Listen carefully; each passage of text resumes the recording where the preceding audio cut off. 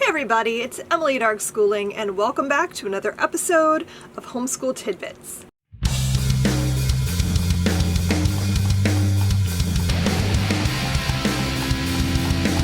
Welcome to Build Your Library's Homeschool Tidbits.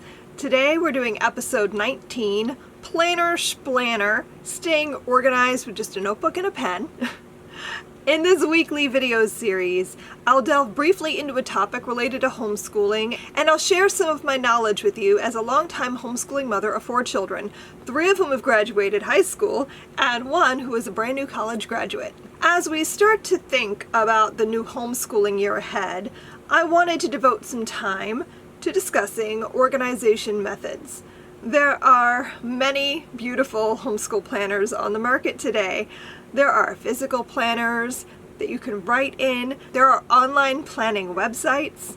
There's bullet journaling. The possibilities are endless and often overwhelming. So today I wanted to share with you a not-so-secret weapon in my homeschooling organization arsenal. And the best part about it is you probably already have everything you need on hand, because all you need is a spiral notebook. You know, the kind you can get for a dime at most back-to-school sales, and a pen. That's it. A spiral notebook and a pen.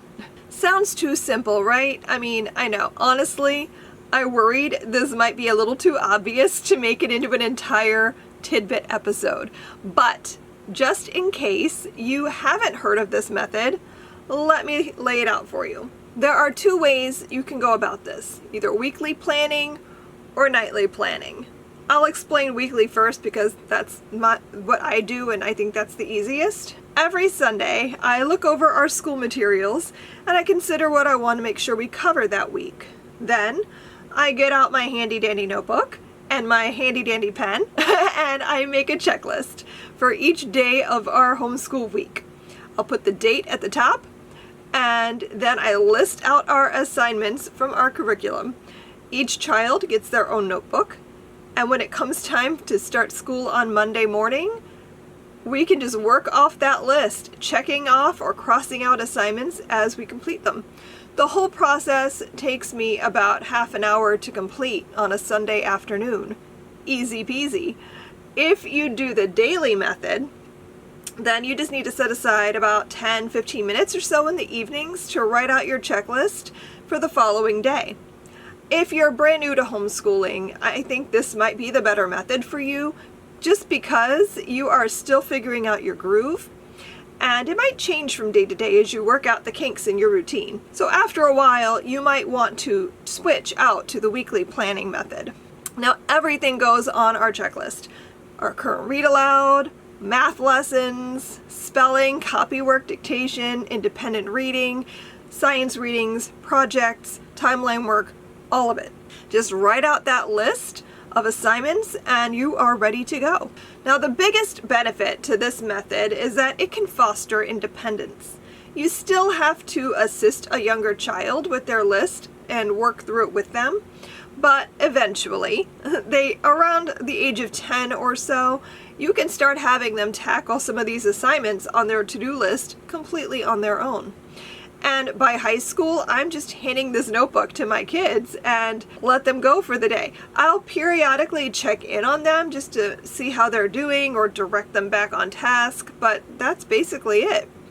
Another benefit is that you can easily see what you've accomplished in the course of a day. It's also easy for you to realize that you are over or under planning. So, for example, if you're finding you can't get through your list in a day, then you might want to cut out some of the extras you've got planned.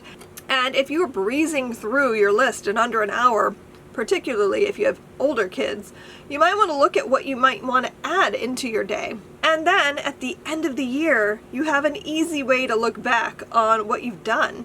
This is super helpful for record keeping, but also just to show yourself that you are in fact getting things done, even when it doesn't feel like it.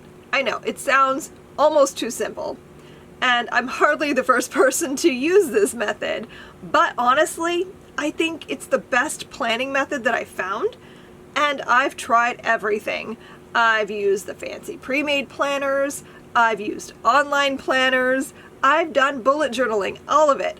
Then I always come back to these spiral notebooks because honestly, it is the easiest thing to do.